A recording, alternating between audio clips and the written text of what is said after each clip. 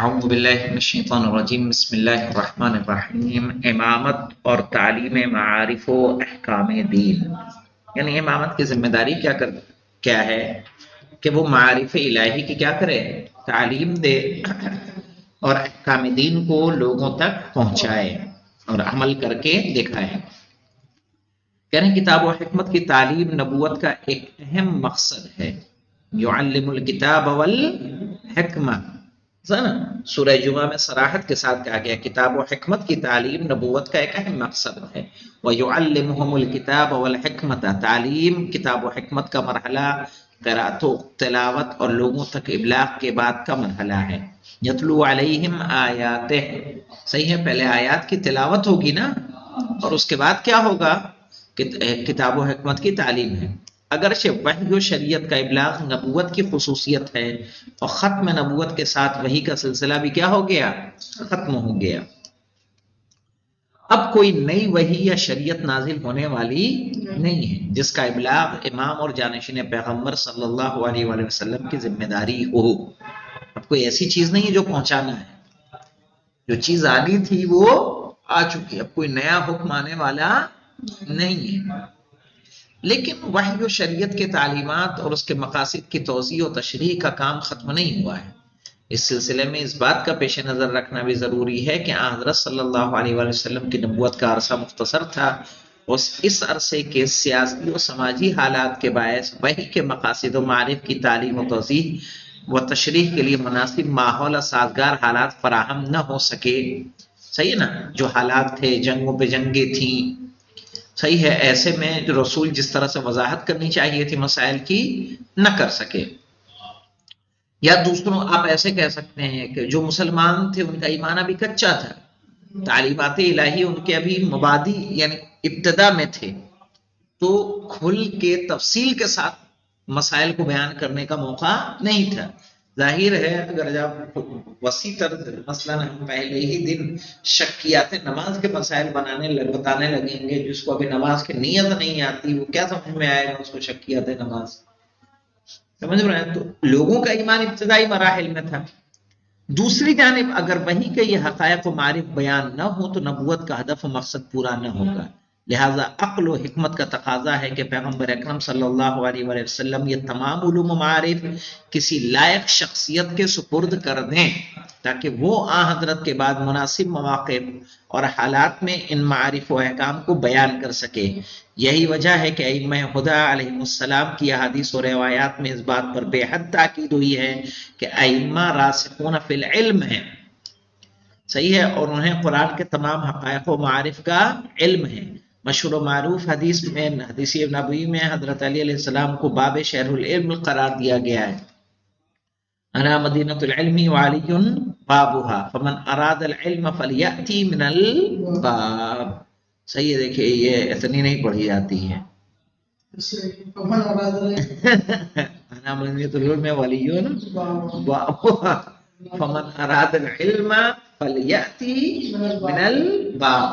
صحیح ہے کہ جو کیا چاہتا ہے، علم چاہتا ہے، اسے چاہیے کہ کہاں سے آئے، دروازے سے آئے۔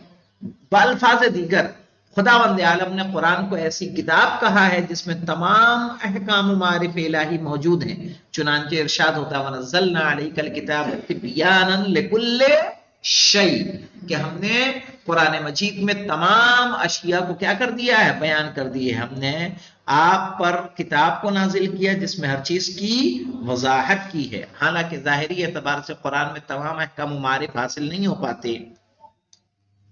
یقیم الصلاۃ وآتوا الزکات، کیا سمجھ میں آئے گا ہمیں، کیسے نماز ادا کرنی ہے اور کن چیزوں پہ زکات دینی ہے، جس سے پتہ چلتا ہے کہ قرآن کا ایک ظاہر ہے اور ایک باطن، اور قرآن کے باطن کا علم ہر ایک کے پاس نہیں ہے، جیسا کہ ارشاد ہوتا ہے انہ لقرآن کریم فی کتاب مکنون لا یمسہ الا المطہرون۔ اس پہ بہت اچھا، اگر آپ نے ان کو پڑھا ہوگا، پھر میں ہدایت پا گیا، پڑھی ہے کہ نہیں پڑھی ہے؟ پھر میں ہدایت پا گیا، ثم اہتدیتوں کا ترجمہ ہے۔ پھر میں ہدایت پا گیا، ہاں، تو اس میں کہہ رہے ہیں یہ یقیناً ایک بڑے مرتبے والا قرآن ہے. اس پہ بہت اچھا انہوں نے، ان کا نام ہے دیکھیے،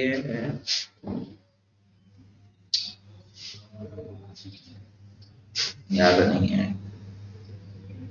سنی سے شیعہ عالم ہی میں ہے، ان کی وہ کتاب بہت اچھی کتاب ہے، بہت اچھی کتاب ہے. اس میں انہوں نے اچھے سے سمجھایا ہے المطہرون سے مس کے یہاں مانا کیا ہے، کیا وہ ٹچ کرنا ہے، کہ آج بھی نجس آدمی چھونا چھو سکتا ہے کہ نہیں چھو سکتا، اس کو قرآن ہاتھ لگا دے گا، چھو لے گا، نہیں چھو لے گا، نہ ہونا الگ بات. یہاں لا یمسہ الا المطہرون، تو ہم نے کئی آیت سے استدلال کر کے یہ ثابت کیا ہے مس کے معنی فہم کے ہیں. بہت اچھے سے دیکھنا ہے اپنے پاس، یہاں کتاب ہے یہ، پھر میں ہدایت پا گیا. بہت اچھے سے، بہت اچھے سے، میں بہت بچپنے میں پڑھا ہے، مجھے پورا ابھی نہیں یاد. کئی آیتیں لی ہیں کہ یہاں مس سے یہ مراد ہے، یہاں مس سے یہ مراد ہے، یہاں مس سے یہ مراد ہے. نتیجے کے طور پہ یہ بتایا ہے کہ اس سے مراد مس وہ ظاہری مس نہیں ہے، بلکہ اس کا فہمنا ہے، سمجھنا ہے، فہمنا. یہ یقیناً ایک بڑے مرتبے والا قرآن ہے، ایک نظروں سے پوشیدہ کتاب کے اندر سے انہیں چھو سکتے مگر پاک افراد، نہیں چھو سکتے مگر پاک افراد. اور نص قرآنی کے موجب مطہرون صرف اہل بیت اطہار ہی ہیں.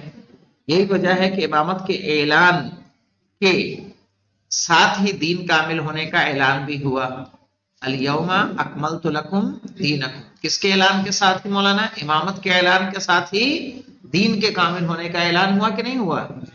یا ایھا الرسول بلغ کی ایک آیت آ رہی ہے، تو الیوم اکملت لکم دینکم کی بھی آیت آ رہی ہے.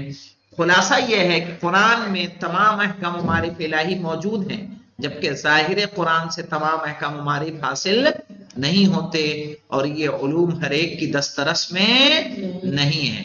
پیغمبر اکرم صلی اللہ علیہ وآلہ وسلم کی ذمہ داری تھی کہ قرآن کریم کے حقائق و معارف مسلمانوں کے لیے بیان فرمائیں. وَأَنزَلْنَا إِلَيْكَ الذِّكْرَ لِتُبَيِّنَ لِلنَّاسِ مَا نُزِّلَ إِلَيْهِمْ. صحیح ہے، ہم نے آپ کی طرف قرآن نازل کیا ہے تاکہ جو احکام لوگوں کے لیے نازل کیے گئے ہیں آپ ان سے صاف صاف بیان فرما دیں. لیکن نبی اکرم صلی اللہ علیہ وسلم کی حدیث میں دین کے تمام احکام و معارف نہیں ملتے.